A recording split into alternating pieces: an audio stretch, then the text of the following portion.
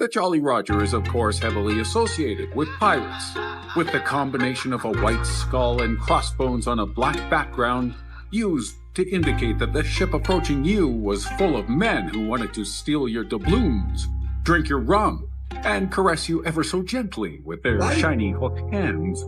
But where did this symbol come from?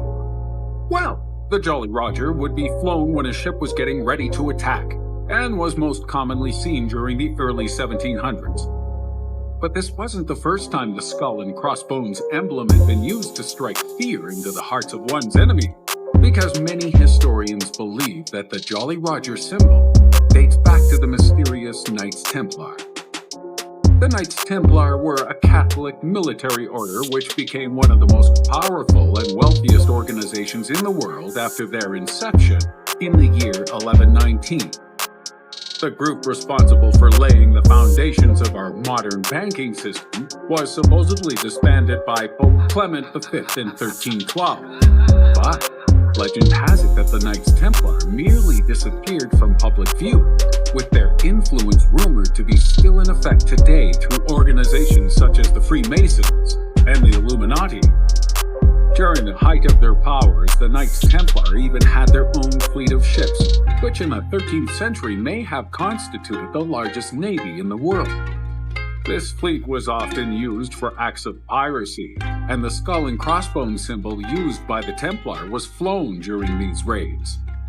So where did they get it from? Well, one theory links it to a gruesome legend involving a Templar who desecrated the grave of his ex-lover.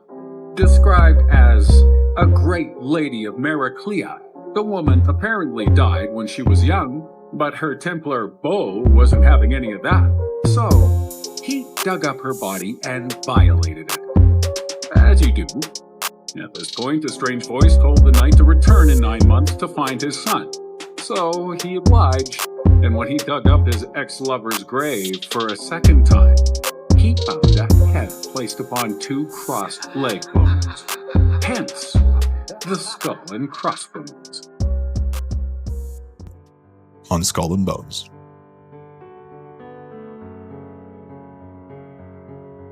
Founded in 1832, Skull and Bones is the oldest of Yale's many secret societies. Historically, admission is reserved for senior Yale undergraduates. Every year in the spring, 15 new members from the junior class are offered membership on what is often called Tap Night. A custom aptly named, as the new member is said to be notified of their admittance when a current member ritually claps them on the shoulder. Skull and Bones members are known to take an oath of secrecy, so their rituals and intricacies are highly guarded, despite the fame of their members. One thing we do know is the physical location of the Skull and Bones clubhouse and headquarters. The nearly windowless building, simply known as The Tomb, is housed in a large brownstone located at 64 High Street in New Haven, Connecticut.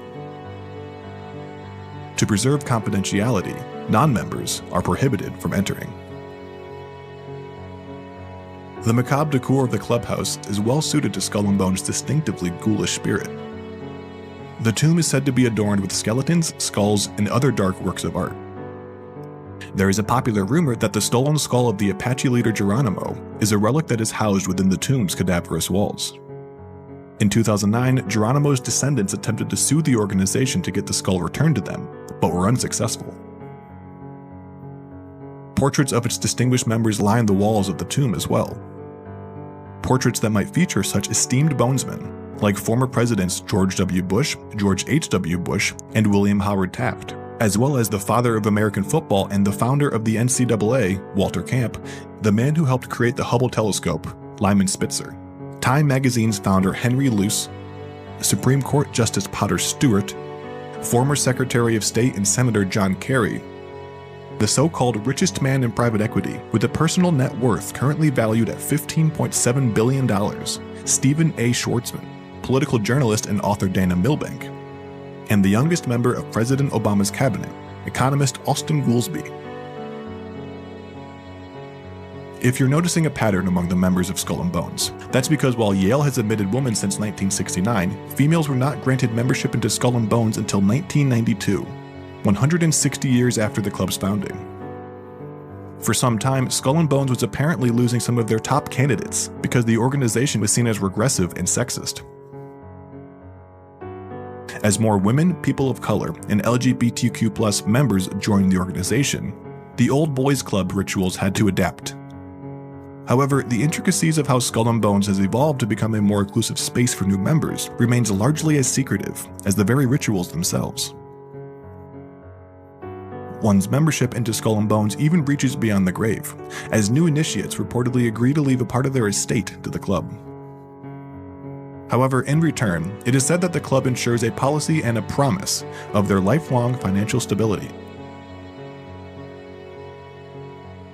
And with such an affluent list of members, it's hard to find a bone to pick with such a guarantee.